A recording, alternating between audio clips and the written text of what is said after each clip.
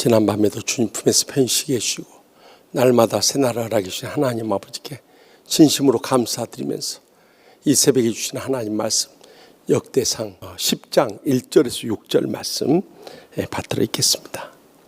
블레셋 사람들과 이스라엘이 싸우더니 이스라엘 사람들이 블레셋 사람들 앞에서 도망하다 길보아 산에서 죽임을 당하여 엎드러지더라.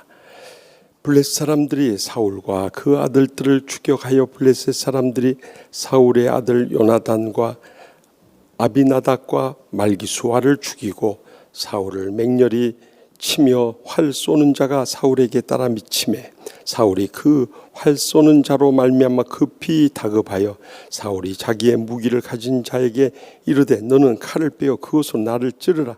할례 받지 못한 자들이 와서 나를 욕되게 할까 두려워하노라. 그러나 그의 무기를 가진 자가 심히 두려워하여 행하기를 원하지 아니하며 사울이 자기 칼을 뽑아서 그에 엎드러지니 무기 가진 자가 사울이 죽는 것을 보고 자기도 칼에 엎드러져 죽으니라. 이와 같이 사울과 그의 세 아들과 그 온 집안이 함께 죽으니라. 아멘. 오늘 본문 말씀 가운데는 이스라엘 초대왕 사울 왕의 죽음과 그의 세 아들의 비참한 불행의 최후를 보게 됩니다. 정말 가족 중 한 사람만 세상을 떠나도 온 가족이 슬픔과 눈물 가운데 지내게 되는데 참 네 부자가 한꺼번에 이렇게 전사했다는 것은 참 그의 가정적으로나 또 국가적으로 큰 불행이 아닐 수 없었습니다. 그런데 오늘 사울의 죽음을 통해서 우리에게 주는 영적인 교훈이 무엇인가 함께 은혜를 나누고자 하는 것입니다. 4절 말씀을 다시 한번 읽어보면 사울이 자기의 무기를 가진 자에게 이르되 너는 칼을 빼어 그것으로 나를 찌르라. 할례 받지 못한 자들이 와서 나를 욕되게 할까 두려워하노라. 그러나 그의 무기를 가진 자가 심히 두려워하여 행하기를 원하지 아니하며 사울이 자기 칼을 뽑아서 그 위에 엎드러지니 라고 사울의 이 자살하는 장면을 우리는 목격하게 됩니다. 여기에 대해서 신학적인 논란이 참 많이 있습니다.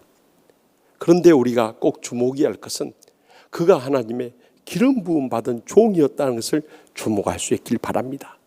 요한복음 10장 28절에도 내가 그들에게 영생을 주노니 영원히 멸망하지 아니할 것이요 또 그들을 내 손에서 빼앗을 자가 없느니라 하고 약속하세요.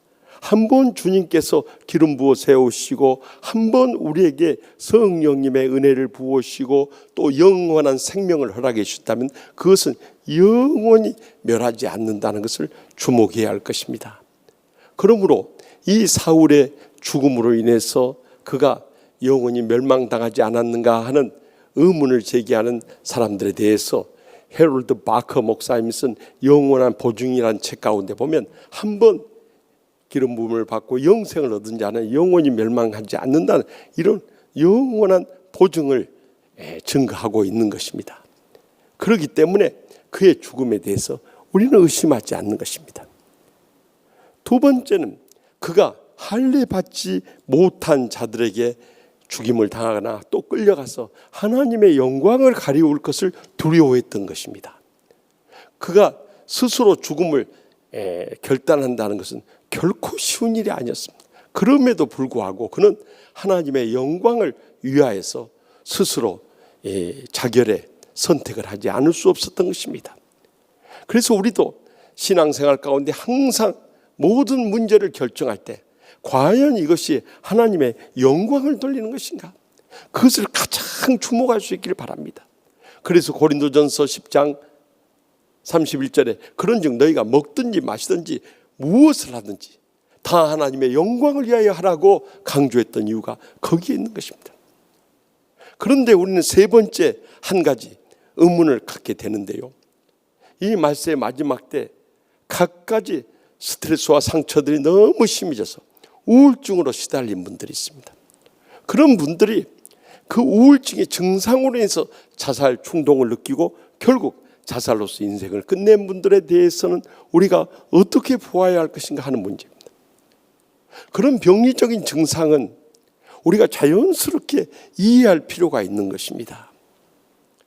우리가 성경에서도 보면은 열왕기상 19장 4절에 이 엘리야 선지자가 갈멜산에서 바알 선지자 450명과 결투를 하고 나서 그들을 다 쳐 죽이고 승리의 이 영광 가운데서 갈멜산을 내려올 수 있었지만은 그는 탈진될 대로 탈진되어 있었던 것입니다.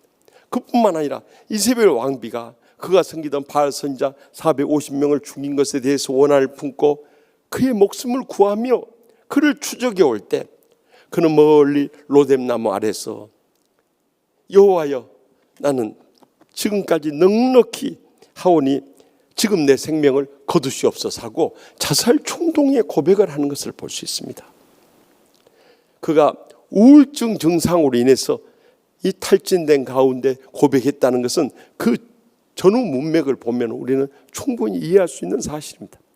이렇게 삶에 지치고 탈진이 되어서 우울증으로 고통 중에 있다가 그 증상으로 해서 자살 충동을 느끼고 자살을 한 그런 교인들에 대해서 우리가 어떻게 받아들일까 하는 것입니다. 그것은 병리적인 증상으로서 우리가 충분히 이해해야 한다는 것입니다. 더 나아가서 우리의 생명의 구원에 관한 것은 하나님과 자신의 문제이기 때문에 우리는 어떤 사람이 삶의 고난과 역경 속에 견디다 못해서 자살한 것에 대해서 지옥 같다고 한마디로 단정할 수 없는 것입니다. 왜냐하면 성경 어디에도 스스로 목숨을 끊는 것에 대해서 지옥의 심판을 받는다는 말씀이 없기 때문입니다. 한국의 초창기에 복음을 증거하던 선교사님이 우리에게 더 생명을 소중하게 여기고 온전한 헌신의 신앙생활을 강조하기 위해서 자살은 지옥 가는 것이라고 근본주의적인 이 신학의 논리를 가지고 가르쳤던 건 사실입니다. 그만큼 우리도 생명의 소중함을 여기는 것은 말할 것도 없습니다. 그러나 그들이 이러한 정신질환의 증세로서 자살을 택한 것에 대해서 우리는 결코 비판해서는 안 되는 것입니다. 제가 늘 장례식장에 가서 그런 분들을 떠나보내면서 하는 고백이 그것입니다. 이분이 얼마나 삶의 무게가 무겁고 힘들었으면 그렇게 신실하게 신앙생활을 했던 분이 결국 자살하지 않으면 안 돼요. 얼마나 우울증에 시달리고 낙심되고 좌절하고 그 고통이 심했으면 죽음을 택하지 않을 수 없었겠는가. 그 심정을 이해할 수 있는 주님의 사랑이 그 어느 때보다도 필요한 것입니다. 그렇기 때문에 이 생명의 구원에 관한 것은 다 하나님께 맡기고 우리가 죽을 힘이 있으면 이제는 그 목숨을 걸고 요한계시록 2장 10절 말씀같이 내가 죽도록 충성하라. 죽을 때까지 충성을 다하는 것입니다.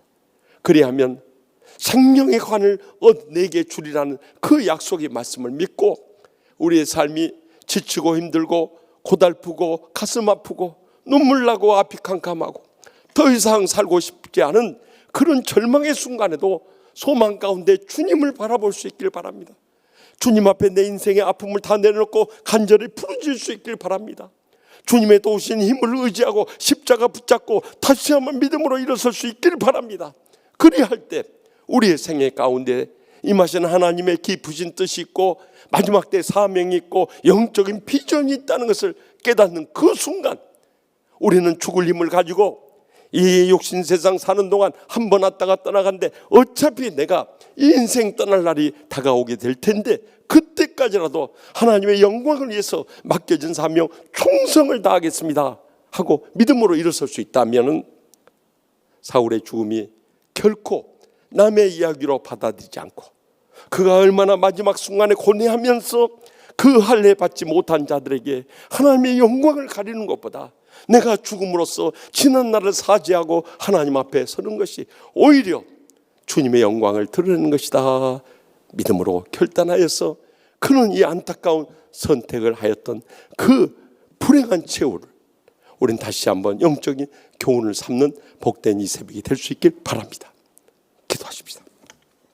이 시간 기도하실 때 계속되는 코로나19와 태풍으로 인해서 온 세상의 불안과 고통 가운데 있습니다마는 그러나 이 모든 것조차도 하나님 아버지께 맡기고 인간의 생사화복이 하나님 손에 달려있음을 믿으면서 하나님 아버지, 속히 이 심판의 코로나19와 태풍까지도 다 거두시고 우리 모든 성도들이 다시 한번 믿음으로 일어서게 하여 주시고 주님 앞에 나오게 하시고 마지막 때 사명을 깨닫게 하시고 어떻게 사는 것이 우리의 남은 때, 어차피 언제 떠날지 알 수 없지만 그 마지막 순간까지 주님의 영광을 위해서 충성을 다한 것인가, 다시 한번 결단은 복된 이 새벽이 되게 해달라고 우리 공동 기도 제목을 놓고 다 같이 통성으로 주여 세 번에 친 다음에 간절히 부르짖고 기적의 응답을 체험하는 복된 이 새벽이 될 수 있길 바랍니다.